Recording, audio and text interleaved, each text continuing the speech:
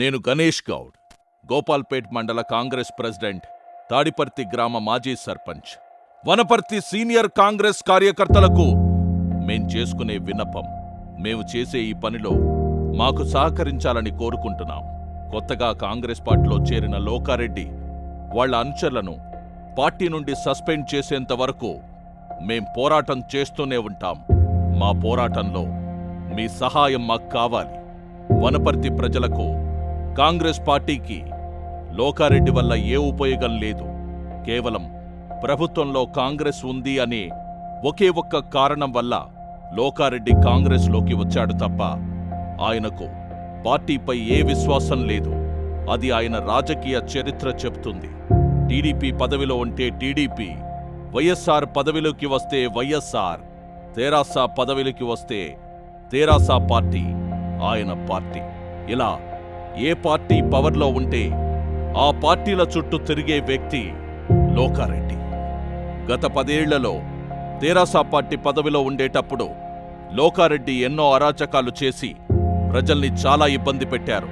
ప్రజలతో పాటు వాళ్లకు మంచి చేసే కాంగ్రెస్ నాయకులకు కూడా ప్రతి పనిలో అడ్డం పడ్డారు. గతంలో లోకారెడ్డి తెరాసలో ఉండేటప్పుడు కాంగ్రెస్ పార్టీ జెండా దిమ్మెను కూలగొట్టారు.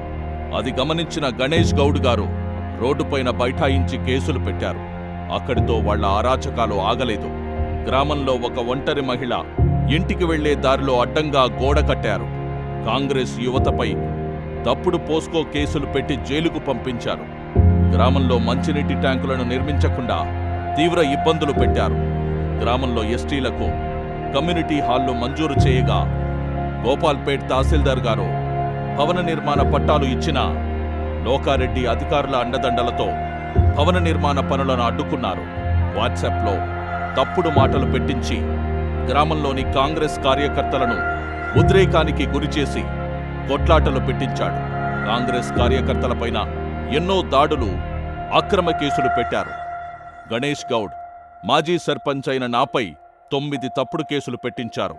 ఒక దళితుడు ఇల్లు కట్టుకుంటే ఓర్వలేక మంత్రి అండదండలతో పోలీసులను, ఆర్టీసీ వాళ్లను ఉసిగొలిపి ఇల్లు కట్టడం ఆపించి వారిని కోట్ల చుట్టూ తిప్పుతున్నాడు.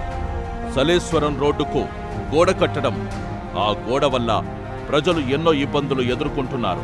సర్పంచ్ కార్యకలాపాల్లో అడ్డంకులు సృష్టిస్తూ సర్పంచ్పై అక్రమ కేసులు పెట్టి చాలా ఇబ్బంది పెట్టారు.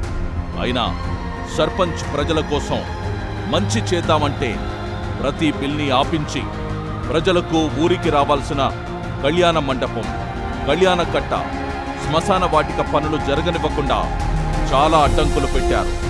అయినా చివరిదాకా పోరాడి తన స్వతహాగా సర్పంచ్గా నేను ఊర్లో కళ్యాణ మండపం, కళ్యాణ కట్ట, శ్మశాన వాటిక పనులను పూర్తి చేశారు. అతన్ని ప్రశ్నించామని కాంగ్రెస్ నాయకుడైన జిల్లేల చిన్నారెడ్డి గారిపైన, ఆయన అనుచరుడని నాపైన ప్రెస్ మీట్లు పెట్టి ఎంతో విషం చిమ్మారు లోకారెడ్డి.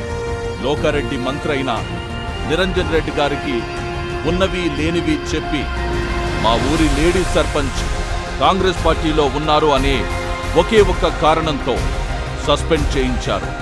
గ్రామ పంచాయతీ సెక్రటరీలు సర్పంచ్ మాట వింటున్నారని గ్రామానికొచ్చిన ప్రతి సెక్రటరీని బదిలీలు, సస్పెండ్లు చేసేవారు. గ్రామ సర్పంచ్గా గ్రామంలో పనుల కోసం స్వతహాగా 62 లక్షల రూపాయలు ఖర్చు పెట్టి అభివృద్ధి చేశారు. ఆ బిల్లులు ప్రభుత్వం నుంచి రాకుండా లోకారెడ్డి అడ్డుకున్నారు. ఇన్ని ఇబ్బందులు పెట్టిన ఒక మనిషిని కాంగ్రెస్ లాంటి మహోన్నతమైన పార్టీలో చేర్చుకోవడం చాలా బాధాకరమైన విషయం. అందుకే గౌరవ తెలంగాణ రాష్ట్ర ప్రణాళిక ఉపాధ్యక్షులు జిల్లేల చిన్నారెడ్డి గారు మరియు ఎమ్మెల్యే తుడి మేఘారెడ్డి గారు లోకారెడ్డి వాళ్ల అనుచరులను ఎలాగైనా పార్టీ నుండి సస్పెండ్ చేయవలసిందిగా కోరుకుంటున్నాం.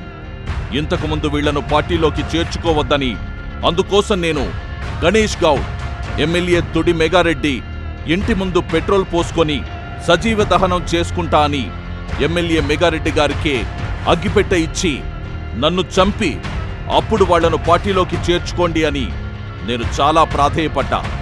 ఈసారి ఎలక్షన్లో మెగారెడ్డి గారికి వ్యతిరేకంగా ఆయన్ని ఓడించడానికి లోకారెడ్డి మద్యపానాన్ని సరఫరా చేశారు.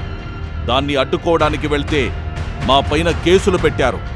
కాంగ్రెస్ పార్టీని ఓడించడానికి ప్రయత్నించిన లోకారెడ్డి లాంటి మనిషిని కాంగ్రెస్ పార్టీలోకి ఎలా చేర్చుకున్నారు? లోకారెడ్డి ఇప్పుడు కుల రాజకీయాలు చేసి ఎంతో బలంగా ఉన్న కాంగ్రెస్ పార్టీని బలహీనంగా చెయ్యాలని చూస్తున్నారు.